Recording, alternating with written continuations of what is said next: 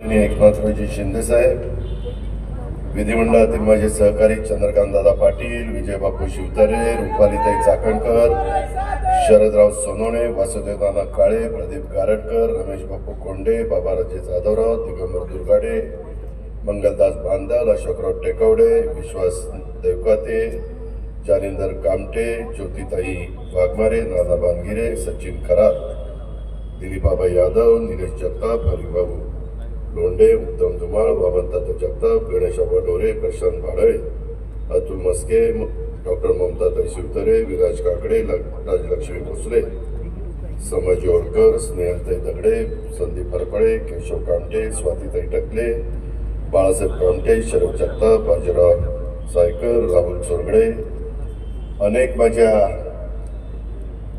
भारतीय जनता पक्ष, राष्ट्रवादी काँग्रेस, शिवसेना, RPIचे घटक, सगळे आमचे मित्रपक्ष महायुतीचे, याचे उपस्थित असणारे सर्व सन्मान्य आजी माजी पदाधिकारी, माझ्या पुरंदर विधानसभा मतदारसंघातनं पुरंदर आणि हवेलीच्या परिसरातून आलेले सर्व मतदार बंधू भगिनी, सर्व पत्रकार मित्र आणि माझ्या तरुण मित्रांनो, आज महात्मा ज्योतिबा फुले यांची जयंती.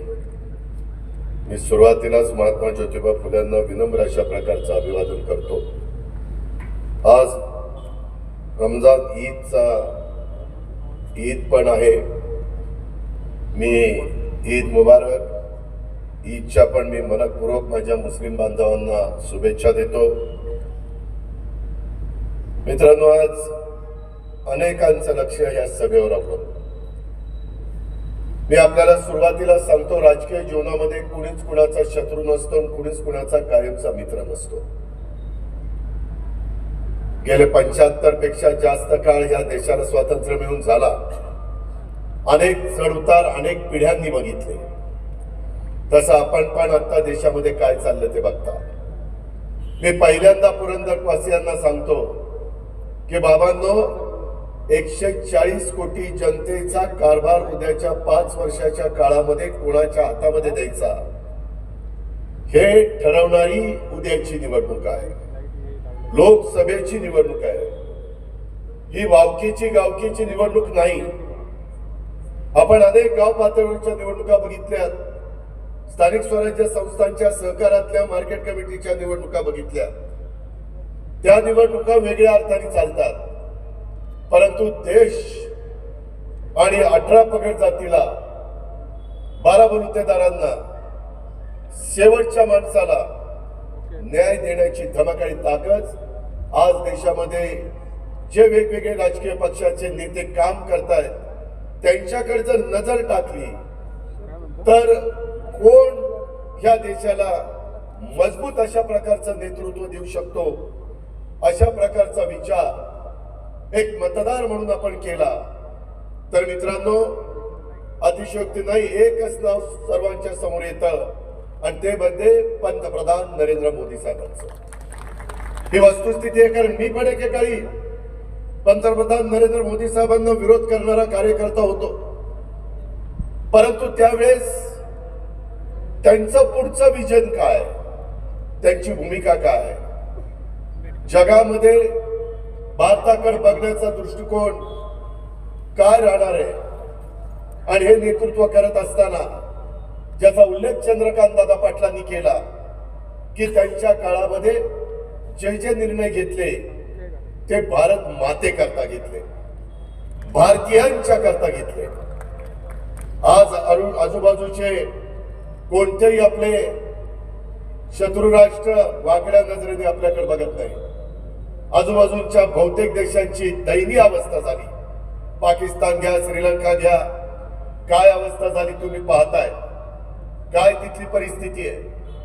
किंवा पंतप्रधान ज्यावेळेस परदेशात जातात, किती प्रचंड उत्साहाने परदेशी माणूस किंवा तिथला भारतीय माणूस त्यांचं स्वागत करत असतो. त्याच्यामध्ये त्यांच्या शब्दाला महत्व देत असतो, पाठिंबा देत असतो. अशा प्रकारचं चित्र गेले 10 वर्ष आपण पाहतोय. आजही ज्यावेळेस एकनाथराव शिंदे, मी, देवेंद्र फडणवीस साहेब पंतप्रधान आपल्या राज्यामध्ये येतात, प्रोटोकॉल प्रमाणे आम्हाला हजर राहावं लागतं आणि आम्ही चर्चा करतो त्यावेळेस पुढे अजून काय करायचंय, उद्याची निवडणूक पार पडल्यानंतर कुठले कुठले निर्णय आपल्याला तातडीने घ्यायचे, सतत भारताचा विचार हा त्यांच्या मनामध्ये असतो आणि त्यामुळे ही निवडणूक अतिशय महत्वाची आहे. मित्रांनो, आजपर्यंत तुम्ही अनेक खासदार निवडून दिलेले, मलाही एकदा निवडून दिलं, परंतु त्या प्रत्येकाच्या काळातली कारकीर्द आपण बघितली. आता जो उमेदवार महायुतीचा म्हणून घड्याळाचं चित्र देऊन तुमच्या समोर आम्ही दिलेला आहे, तोही उमेदवार पहा. त्याच्यामध्ये पाठीमागे 3 वेळेला खासदार म्हणून दिलेला उमेदवार, त्यांची 15 वर्षामध्ये काय कामं झाली ती पहा. मी एकनाथ शिंदे साहेबांच्या, मुख्यमंत्र्यांच्या साक्षीने सांगतो की यामध्ये माग ज्या 15 वर्षाकरता उमेदवार तुम्ही निवडून दिला खासदार म्हणून, त्यांच्यापेक्षा जास्त चांगलं आणि विकासाचं काम आणि केंद्राचा निधी आत्ताचा तुम्हाला दिलेला उमेदवार आणल्याशिवाय आम्ही कोणी गप्पा बसणार नाही. तुम्ही म्हणाल असं कसं बोलता? मित्रांनो, ज्याचा उल्लेख विजयराव शिवतरेंनी केला, आम्ही देखील सरकारमध्ये कधी होतो, कधी सरकारमध्ये नव्हतो, विरोधी पक्षामध्ये होतो, विरोधी पक्ष नेता म्हणून पण काम केलं.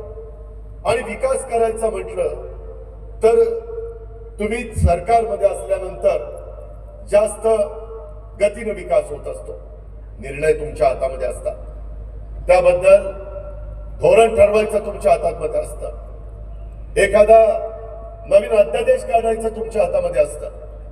गेले 10 वर्ष पंतप्रधान नरेंद्र मोदींच्या नेतृत्वाखाली आपला भारत देश प्रगती करत असताना जर सातत्याने समोरच्या खासदारांनी विरोधच केला तर कसा विकासाला निधी मिळणार, कसा आपल्याला केंद्राचा निधी मिळणार, या गोष्टीचा पण विचार लोकप्रतिनिधींनी करायला हवा. नुसती भाषणं देऊन प्रश्न सुटत नाही. शेवटी लोकांची खळगी पोट ही भरली पाहिजे. आज देखील इथं आम्ही सगळेजण तुमच्या समोर बोलत असताना ज्यावेळेस विजयराव शिवतरेंनी एक भूमिका घेतली आणि त्यांनी अग्रेसिव्हली मांडली, पत्रकारांनी पण सातत्याने त्यांची भूमिका जनतेच्या समोर ठेवण्याचा प्रयत्न केला, ब्रेकिंग न्यूज दाखवली. या सगळ्या गोष्टी घडत असताना मुख्यमंत्री एकनाथराव शिंदे अस्वस्थ होत होते. त्यांच्या मनामध्ये मी राज्याचा प्रमुख झालोय, भारतीय जनता पक्षाने 115 आमदारांचा पाठिंबा दिला, त्यामुळे आज महायुतीचं सरकार आले आणि ज्या जीवाभावाच्या सहकार्यांच्या करता मी मुख्यमंत्री झालोय आणि या राज्याचा सर्वांगीण विकास करण्याचा मी प्रयत्न करतोय, त्यावेळेस माझ्या जीवाभावाचे सहकारी जर अशा प्रकारची भूमिका घेऊन पुढे चालले तर मग मला तरी कशाला मुख्यमंत्री पद हवंय, मी कुणा करता हे करणार, अशा प्रकारचं एक मनामध्ये त्यांच्या विचार यायला लागले. आणि त्याच्यातली एक गोष्ट विजयरावांच्या कानावर गेली आणि विजयरावांच्या मनामध्ये क्षणात बदल त्या ठिकाणी झाला. विजयराव जेवढे त्या ठिकाणी एखाद्याच्या मागे लागले की त्याला सळकी पळ करून सोडतात, मग मागचा पुढचा विचार करत नाही. त्याच्यामुळं मी विजयरावांचं शत्रुत्व पण पाहिलंय. आणि मध्ये वर्षा बंगल्यावर आम्ही असताना मी, विजयराव, एकनाथराव शिंदे, देवेंद्र फडणवीस आम्ही सगळे जण बसलो होतो. त्यावेळेस त्यांनी माझ्या हातात हात दिला, म्हणलं आता अजित पवार मैत्री काय असते ते देखील विजयराव तुम्हाला दाखवून देईल. अशा प्रकारची एक भूमिका. आणि त्यांनी स्पष्ट सांगितलं वर्षा बंगल्यावर 2 तास बसलो होतो की मला माझ्या बारामती लोकसभा मतदारसंघातला बोरवेला मुळशी असेल, माझा पुरंदर हवेली असेल, माझा बारामती इंदापूर दौंड असेल, माझा खडकवासला असेल, या भागातले प्रश्न राज्य सरकारच्या अधिकारातले आणि केंद्र सरकारच्या अधिकारातले सुटले गेले पाहिजे. त्याच्या संदर्भातलं त्यांनी त्या ठिकाणी निवेदन त्याही दिवशी दिलं, आजही आमच्या हातामध्ये इथं उतरलं दिलं. आणि त्यांनी पण स्वतःच्या भाषणामध्ये त्या गोष्टीचा उल्लेख केला. ते म्हणले मला स्वतःला काही नकोय, ज्या जनतेने माझ्यावर प्रेम केलं, ज्या जनतेने मला आमदार केलं, ज्या जनतेने मला राज्यमंत्री केलं, त्या भागातल्या प्रश्न जर नाही मी सोडवले तर मला झोप येत नाही. मला वेगवेगळ्या प्रकारचे आजार आहेत, परंतु त्या आजारावर मात करून मी लोकांचे प्रश्न सोडवण्याच्या करता दिवस रात्र मेहनत करत असतो, कष्ट घेत असतो. आणि त्याच्यातनं एक एक गोष्टी त्यांनी सांगायला सुरुवात केल्या. मित्रांनो, त्यांच्या ज्या गोष्टी आहेत त्या राज्य सरकारच्या अखत्यारीतल्या बऱ्याचशा आहेत. त्याच्यामध्ये नगर विकास खातं, पणन खातं, उद्योग खातं या 3 खात्याच्या विषयाच्या काही महत्वाच्या गोष्टी आहेत. एक आहे स्वतः मुख्यमंत्र्यांच्याकडे नगर विकास, उद्योग आहे मुख्यमंत्र्यांनी केलेल्या उदय सामंतांच्याकडे, पणन आहे त्याच्यामध्ये अब्दुल सत्तारांच्याकडे, जलसंपदा आणि ऊर्जा खात्याचे प्रश्न आहेत आपल्या राज्याचे उपमुख्यमंत्री देवेंद्र फडणवीस साहेबांच्याकडे. त्याच्यामध्ये या सगळ्याला पैसा लागणार आहे, नियोजन करावं लागणार आहे, ते आहे अजित पवारकडे अर्थ आणि नियोजन खातं. आणि त्याच्यामुळं हे सगळे प्रश्न आम्ही तिघांनी मनामध्ये आणलं तर हे मला अवघड अजिबात वाटत नाही. मी मागच्याही वेळेस समोरच्या ग्राउंडवर बोलत असताना सांगितलं आणि आज देखील मुख्यमंत्र्यांच्या साक्षीनं सांगतोय. त्याच्यामध्ये देवेंद्रजींनी मला सांगितलं, खरं तर अजित मला या सभेला यायचं होतं, परंतु अमित शहा देशाचे गृहमंत्री आपल्या महाराष्ट्रामध्ये मराठवाड्यामध्ये नांदेडला आले असताना तुम्ही पण नाही, मी पण नाही, एकनाथराव नाही, दिसायला बरं दिसत नाही आणि त्याच्यामुळे मी तिथं थांबतो, तुम्ही दोघं जण जावा, हे आपल्याला प्रश्न सोडवायचे आहेत. मित्रांनो, तुमच्या गुंजवणी धरणाच्या बद्दल आज राज्याच्या प्रमुखाच्या साक्षीने मी सांगतो, जी काही मागणी विजयरावांनी केलेली आहे आणि जी माझ्या पुरंदरवासियांची आहे, जी माझ्या वेगवेगळ्या गावांची आहे, ती मागणी करत असताना भोरवाल्यांना, तिकडच्या वेलावाल्यांना त्यांचाही कुठं अडचण न होऊन देता हे काम उद्याच्या काळामध्ये गतीनं युद्ध पातळीवर करून देण्याची जबाबदारी आमची आहे. हे महात्मा ज्योतिबा फुले यांच्या जन्मदिनाच्या दिवशी आम्ही तुम्हाला शब्द देतो. आणि मी हेही सांगतो की आज फक्त या निवडणुकीच्या निमित्तानं मत मागण्याच्या करता मला किंवा एकनाथराव शिंदेंना यायचं नाही. अशा अनेक निवडणुका येणार आहेत, जाणार आहेत. ही निवडणूक झाल्यानंतर उद्याच्या विधानसभेला आम्हाला तुमच्या समोर यायचं आहे आणि त्याच्यामुळं काहीतरी थातूर मातूर सांगायचं आणि लोकांची दिशाभूल करायची ही आमची कामाची पद्धत नाही, ही आमची अवलाद नाही. हे पण आपण सगळ्यांनी या निमित्तानं लक्षामध्ये ठेवा. आणि त्याकरता या सगळ्याला निधी आणि राजकीय इच्छाशक्ती ह्या सगळ्याची जोड पाहिजे आणि ते जोड देण्याचं काम एकनाथराव, देवेंद्रजी, मी, विजयराव आणि बाकीचे सगळे आम्ही सहकारी करू, अशा पद्धतीने ग्वाही मी आपल्या सगळ्यांना देतो. गुंजवणी प्रकल्पावर माझ्या बोरवेल्ला परिसरामध्ये, वांगणी, माझे घर, शिवगंगा खोऱ्यामध्ये तिथंही पाणी पाहिजे, तिथंही आपलीच लोक राहतात, त्याचाही सर्वे त्या ठिकाणी झालाय, त्याच्यामध्ये सुप्रमा पाहिजे. मित्रांनो, मागे ज्यावेळेस 2.5 वर्ष मी एकनाथराव शिंदे मागच्या सरकारमध्ये होतो त्यावेळेस 2.5 वर्षामध्ये 5-6 फक्त सुधारित प्रशासकीय मान्यता देण्यात आल्या. आताच्या काळामध्ये ज्या वेळेस सुधारित प्रशासकीय मान्यतेचा प्रस्ताव येतो, एकनाथराव शिंदेच्या मार्गदर्शनाखाली, अध्यक्षतेखाली कॅबिनेट त्याला ताबडतोब मान्यता देते. याही प्रकल्पाला प्रशासकीय मान्यता द्यायला विजयराव कोणती अडचण त्या ठिकाणी येणार नाही आणि तेही बरेच दिवसाची जी काही मागणी आहे ती आपण पूर्णत्वाला त्या ठिकाणी देऊ. मी आपल्याला एक सांगतो, विजयरावांनी बऱ्याच मागण्या केलेल्या आहेत. मित्रांनो, आम्ही ज्यावेळेस सरकारमध्ये गेले, आता मी जुलैपासून त्या सरकारमध्ये, एकनाथरावांच्या समोर कुठलाही विषय आला तर एकनाथराव सांगतात, जनतेचा विरोध पत्करून तो विषय तडीला द्यायचा नाही, लोकांना विश्वासात घ्यायचंय, उद्याच्याला लोकांना मोबदला चांगला द्यायचा आहे. त्यांच्याकडे पाठीमागच्या काळामध्ये समृद्धी महामार्ग नागपूर ते मुंबई होता, त्यावेळेस आम्ही त्या समृद्धी महामार्गाला विरोध करणारे होतो की तुम्ही लोकांच्या जमिनी कशाला घेता, त्याच्यामध्ये तुम्ही लोकांना शेती त्यांची उद्ध्वस्त का करता, कशाला पाहिजे तो महामार्ग. त्या संदर्भातली ही भूमिका औरंगाबादला धारा, त्याच्यामध्ये संभाजीनगरला आम्ही मेळावे घेतले. परंतु नंतरच्या काळामध्ये एकनाथराव शिंदेंनी त्या लोकांची चर्चा केली आणि त्यांना सांगितलं, तुम्हाला पैसे पाहिजेत ना, तुम्हाला जमिनी द्यायच्यात, फक्त चांगला मोबदला पाहिजे, तुम्हाला मी 5 पट मोबदला देतो, तुम्ही त्या ठिकाणी जमीन द्यायला तयार आहे का. जी लोक आमच्याकडं आंदोलन करायला यायची, माहिती घेऊन यायची, त्या सगळ्यांनी आमच्याकडे पाठी दाखवल्या आणि सगळे एकनाथरावांकडे गेले आणि म्हणले करा काम सुरू. सगळ्यांनी पैसे घेतले, काम सुरू झालं. समृद्धी महामार्ग खऱ्या अर्थाने महाराष्ट्रामध्ये समृद्धी आणणारा जवळपास पूर्णत्वाकडे गेलेला. राज्य राज्य कारभार करत असताना लोकांचा विरोध पत्करून कुठलंही काम करायचं नाही असं महायुतीच्या सरकारचं धोरण आहे, राज्याच्या मुख्यमंत्र्यांचं धोरण आहे. मी त्यांच्या देखत सांगतो, म्हणजे असंही काही नाही की मुख्यमंत्री इथं नाही, त्यांच्या साक्षीनं सांगतो.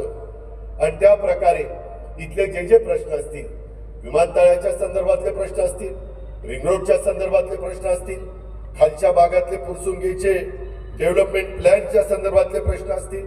आत्ताच विजयराव बोलत असताना शिंदे साहेब मला सांगत होते की अजित, आपण जर काही गावं एखाद्या महानगरपालिकेमध्ये घेतली किंवा ग्रामपंचायतीची काही वेगळ्या प्रकारची भूमिका घेऊन तिथं आपण नगरपालिका केली तर तिथला टॅक्स वाढतो.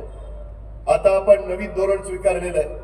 तो टॅक्स पूर्वी असतो तसाच काही काळ ठेवायचा आणि टप्प्याटप्प्याने त्यांना सुविधा दिल्यानंतर, तिथं पाणी, लाईट, रस्ता आणि इतर सगळ्या सुविधा दिल्यानंतर तो नंतर 20% करायचा, मग 40% करायचा, मग 60, 80, 100ला द्यायचा. अशा पद्धतीचा निर्णय घेण्याचा अधिकार नगरविकासचे प्रमुख म्हणून राज्याचे मुख्यमंत्री एकनाथराव शिंदे साहेबांना आहे. मधल्या काळामध्ये तो निर्णय होणार होता, परंतु आचारसंहिता जवळ आली होती.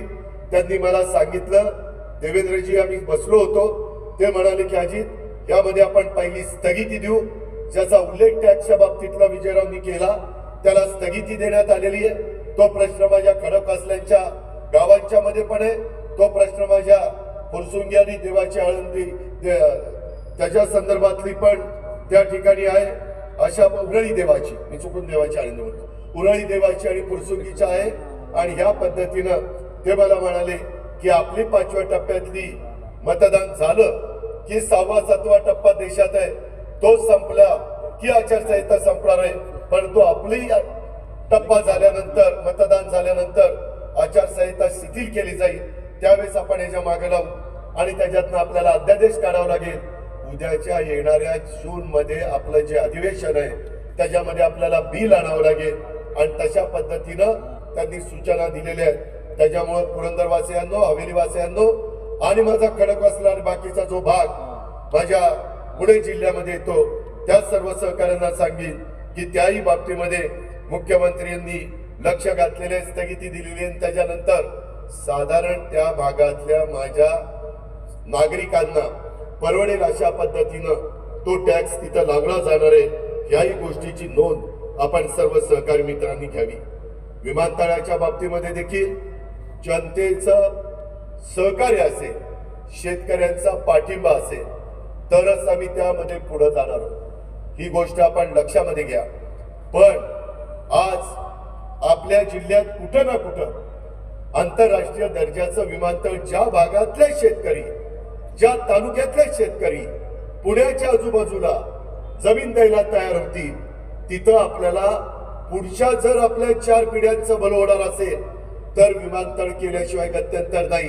पण हे करताना लोकांचा विरोध डावलून, पोलिसी खाक्या दाखवून, दंडुकेशाही करून आम्ही कुठलंही काम महायुतीच्या सरकारमध्ये एकनाथराव शिंदे साहेबांच्या नेतृत्वाखाली करणार नाही.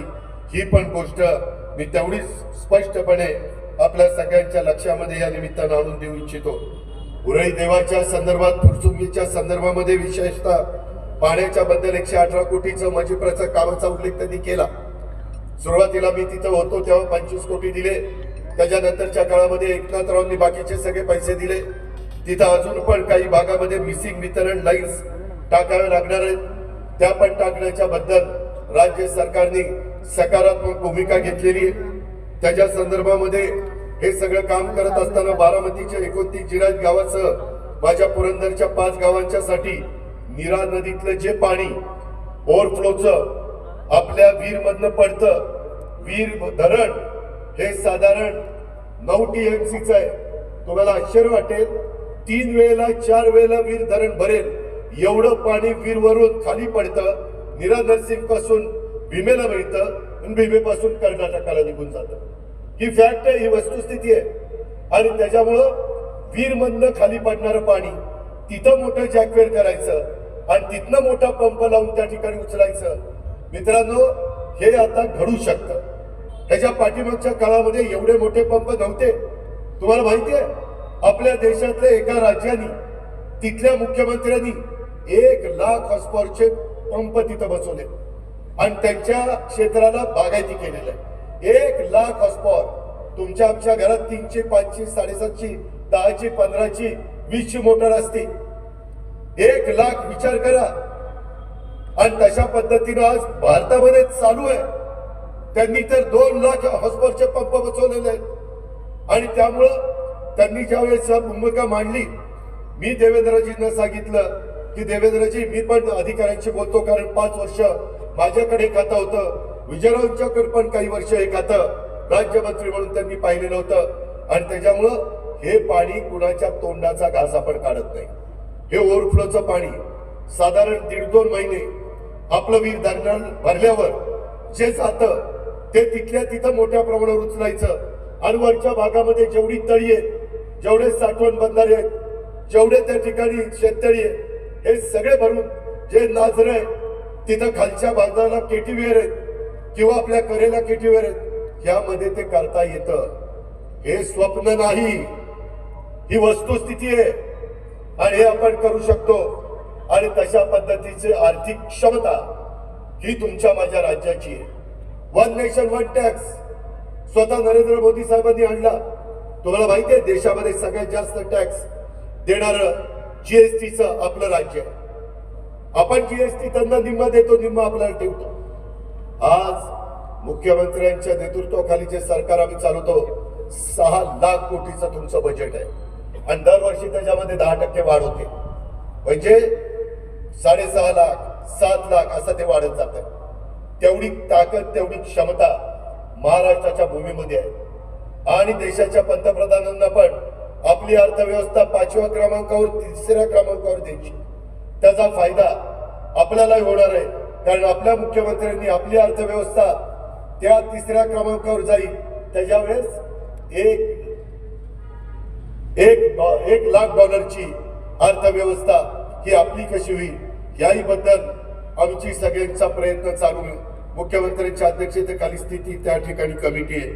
मित्रांनो, हे जसं नीरा नदीतनं करा नदीत आणि इतर भागामध्ये पाणी आणायचं सिंचनाद्वारे मी आपल्याला सांगितलं, तसं उतरवलीला MIDC तिथं काहीतरी 700 का काही एकर जमीन विजयराव म्हणत होते की 750 आहे.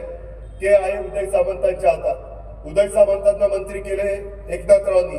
एकनाथरावांनी सांगितल्यानंतर आचारसंहिता संपल्यावर हेही काम आणि पुरंदर तालुक्यामध्ये दिव्याला, ज्याचा उल्लेख तुमच्या सगळ्यांच्या वतीनं विजयराव बापूंनी केला, तिथंही आपल्याला MIDC त्या ठिकाणी IT पार्कला काही जास्त पाणी वगैरे लागत नाही. IT पार्कला फक्त जमीन लागती. रहदारीच्या दृष्टिकोनात रस्ते चांगले लागतात, त्याच्यामध्ये मेट्रो लागती. आम्ही आता मेट्रो देखील पुढे आणण्याचं ठरवलेलं आहे. टप्प्याटप्प्यानी या मुख्यमंत्र्यांचं आणि महायुतीच्या सरकारचं स्वप्न आहे की सासवड पर्यंत मेट्रो आणायची. आता आम्ही तिथं कात्रज पर्यंत आणली, तिथं त्या ठिकाणी मंजुरी चांदणी चौकापर्यंत दिली. इकडं हडपसरच्या पुढं आम्ही लोणी काळभोर पर्यंत जातोय, तिकडं आम्ही वाघोली पर्यंत जातोय, तिकडं आम्ही चाकण पर्यंत जातोय आणि इकडं आम्ही सासवड पर्यंत येणार आहे. हे करायला केंद्राचा पैसा लागतो. मेट्रो करायची म्हटलं तर 20% केंद्राचे, 20% राज्याचे आणि 10% तिथले स्थानिक आणि 50% कर्ज.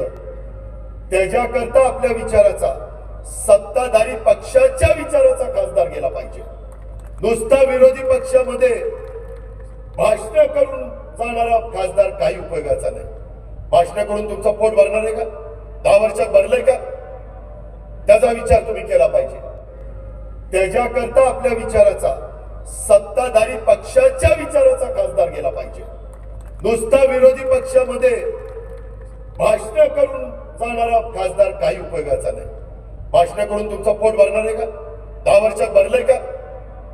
त्याचा विचार तुम्ही केला पाहिजे. आम्ही हे कशा करता एकत्र आलोय? बापूंनी पण ही भूमिका का घेतली? मी बारामतीला परवा सांगितलं, आत्ता बापूंनी दाखवावं. त्याच्यामध्ये शिंदे साहेबांना कुणाकुणाचे रात्री उशिरा फोन येत होते बापूंना, असं करू नका बापू, माघार घेऊ नका, लढा लढा. कारण कुणाचं तरी साधत होतं ना. म्हणजे माझ्या शेतकऱ्यांचं भलं करण्याच्या करता बापू ज्यावेळेस पुढाकार घेतात, तिथं एखाद्याने सांगितलं असतं बापू तुम्ही करताय ते आमच्या बारामती लोकसभा मतदारसंघाच्या जनतेच्या भल्या करताय. माझा पाठिंबा इथं दिलं सोडूनच 5-5, 7-7 फोन बापूला. बापू म्हणले कधी माग माझी आठवण आली ते आता लयच आठवण आली. सारखी चुचकी लागती. हे असलं तर मित्रांनो, राजकारणामध्ये मी बोलत असताना फार स्पष्ट बोलणारा कार्यकर्ता. मीच माग 3-3 वेळेला त्या खासदाराला मतं मागितलेले, परंतु आता महायुतीच्या खासदाराला मतं मागण्याच्या करता मी एकत्र आलो. आणि ह्याच्यातून मी बारामतीमध्ये जसा कायापालट केलाय, मी पिंपरी चिंचवडला जसा कायापालट केलाय, तशा पद्धतीनं कायापालट करण्याची धमक ही आमच्यामध्ये आहे. आणि त्या संदर्भामध्ये बारामती लोकसभा मतदारसंघाचा एकनाथरावांच्या देवेंद्रजींच्या मदतीनं, तिथं केंद्र सरकारच्या मदतीनं आपल्याला सगळा बदल करायचा आहे, आपल्याला कायापालट करायचा आहे. तुम्ही म्हणाल की आता पुढे कसं होणार? माझी ज्यावेळेस मोदी साहेबांची आणि अमित शाह साहेबांची ओळख झाली, मी त्यांना म्हणलं की आमच्या बारामतीतली रेल्वे लास्ट स्टॉप आहे, आम्हाला शेवटचं स्टेशन बारामती, आम्हाला कुठंच पुढे जाता येत नाही, इथनं फार तर दम. ज्याचा उल्लेख आता आमच्या बापूंनी केला की पुणे दौंड लोकल. ही पुणे दौंड लोकल तर तसं बघितलं तर फार सोपं काम आहे, फक्त इच्छाशक्ती पाहिजे.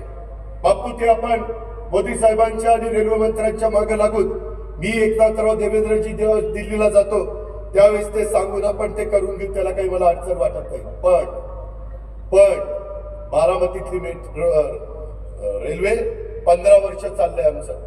फलटणला जोडायची जोडणं काही होत नव्हतं.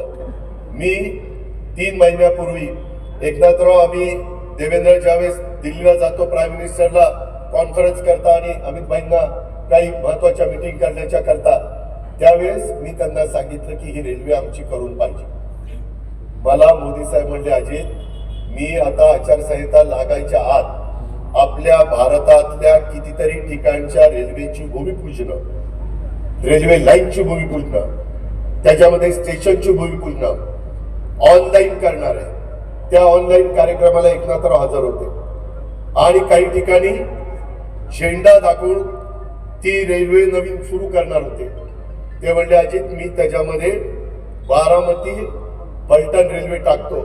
तुम्ही आश्चर्यचकित व्हाल, ज्यावेळेस त्यांनी भूमिपूजन काही उद्घाटन भूमिपूजन ऑनलाईनवर केली, त्याच्यामध्ये बारामती फलटण रेल्वे आली आणि त्यांनी केली. मित्रांनो, आपल्या विचाराचे सरकार केंद्र सरकारमध्ये असलं तर काय घडू शकतं हे आम्ही उघड्या नजरेने बघितलंय. आता जी कामं आम्ही सांगितली त्या कामाला केंद्राचा पण आम्हाला मदत लागणार आहे. केंद्राचा पण निधी केंद्र सरकार त्या ठिकाणी देऊ शकतं. त्याच्यामध्ये आज इथलं सरकार हे केंद्राला सपोर्ट करणारं सरकार आहे. महायुतीचं सरकार हे मोदी साहेबांच्या सरकारला सपोर्ट करणारं सरकार आहे. त्यामुळे जे प्रस्ताव एकनाथरावांच्या नेतृत्वाखाली कॅबिनेटमध्ये मंजूर करून शिफारस केली जातात, ते प्रस्ताव तिथं मंजूर केले जातात. मग ते दुष्काळाच्या संदर्भातले असू द्यात, NDRF SDRFचा निधी देण्याच्या संदर्भातले असू द्यात, केंद्र सरकारचे कुठले प्रकल्प आणण्याच्या संदर्भातले असू द्यात, किंवा वर्ल्ड बँकेकडनं निधी देण्याच्या संदर्भातले असू द्यात. पुण्यामध्ये जायकाच्या करता 1000 कोटी रुपये ते नदी सुधार कार्यक्रमाला आले.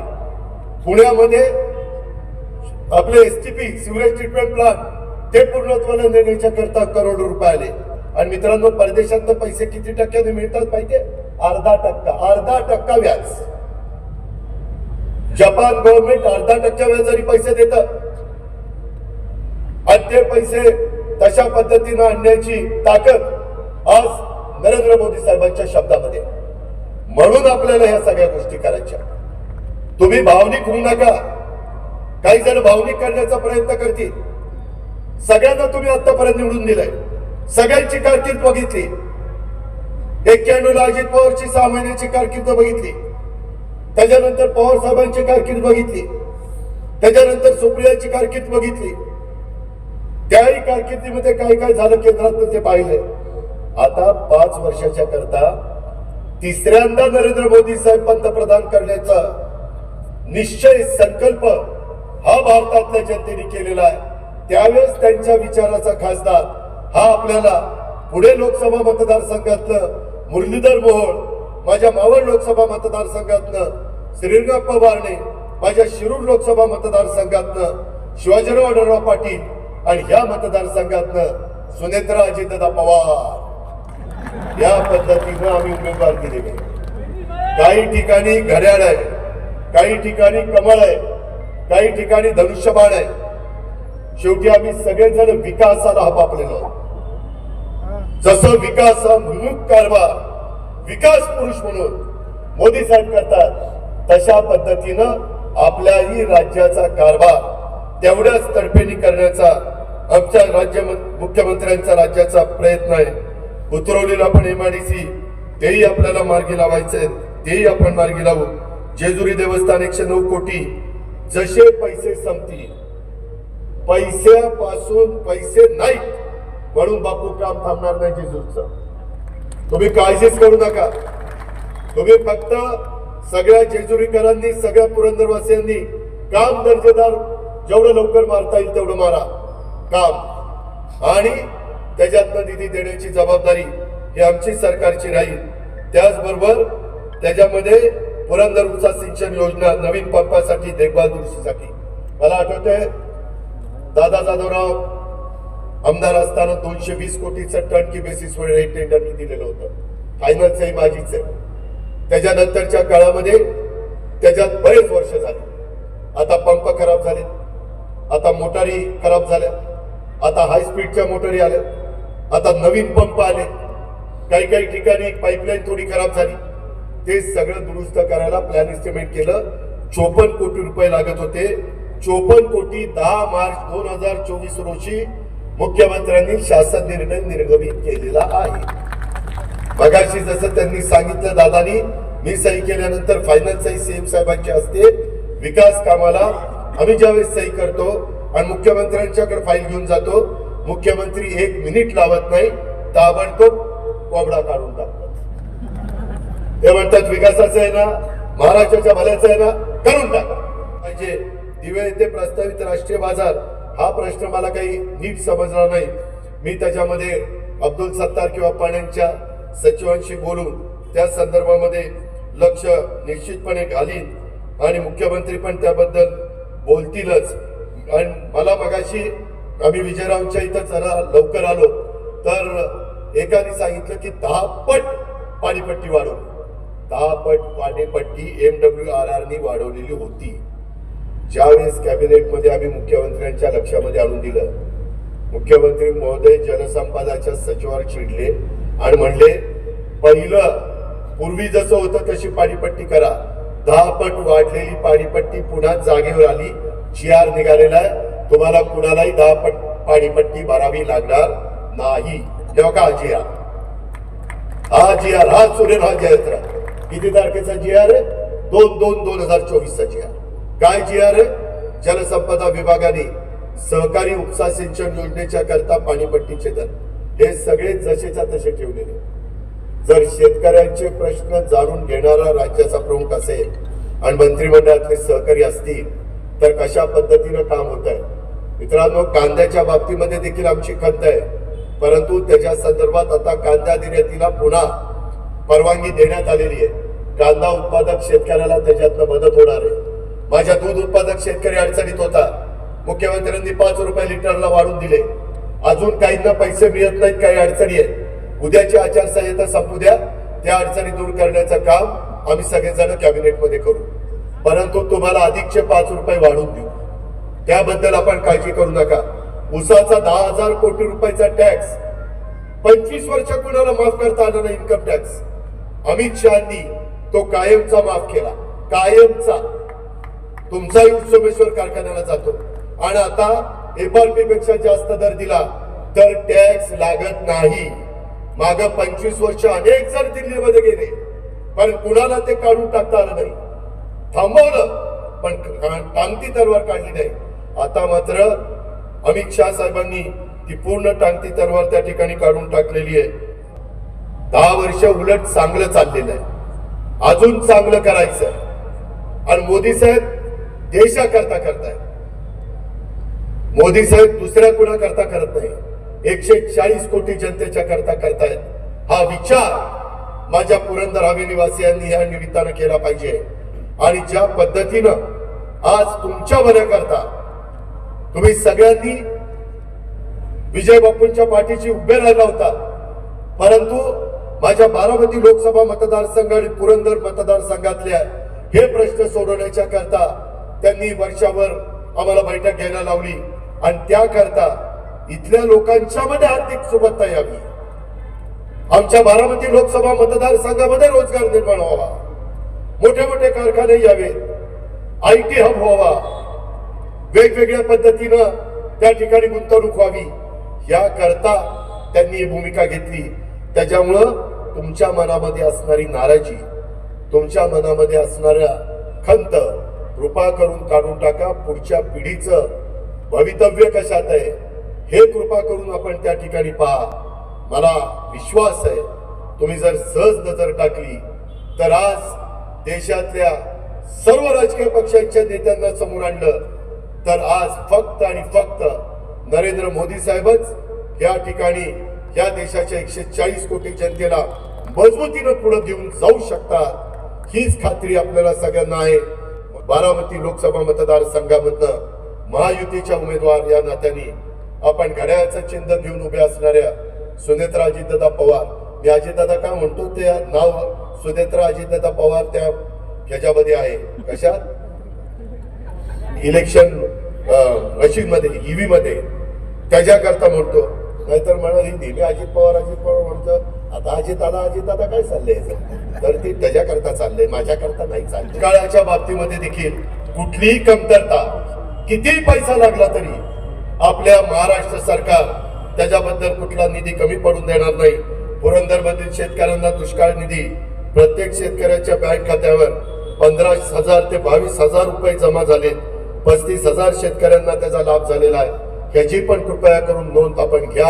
आणि इथून पुढच्या काळामध्ये ज्या ज्या माझ्या सहकारी मित्रांना ज्या 18 पगड जातील अडचणी येतील, ज्या माझ्या शेतकऱ्यांना अडचणी येतील, आया बहिणींना अडचणी येतील, त्या दूर करण्याच्या करता राज्यामध्ये महायुतीचे प्रमुख या नात्याने एकनाथराव शिंदेचं महायुतीचं सरकार हे तुमच्या पाठीशी निश्चितपणे कायम उभं राहील. आणि त्याचबरोबर तिसऱ्यांदा देशाचं पंतप्रधान झाल्यानंतर मोदी साहेब देखील मोठ्या प्रमाणावर विकास निधी आपल्या महाराष्ट्राला देण्याच्या करता निश्चितपणे यशस्वी होतील. हा शब्द मी आपल्याला सगळ्यांना देतो आणि आपल्या सगळ्यांची रजा घेतो. जय हिंद, जय महाराष्ट्र.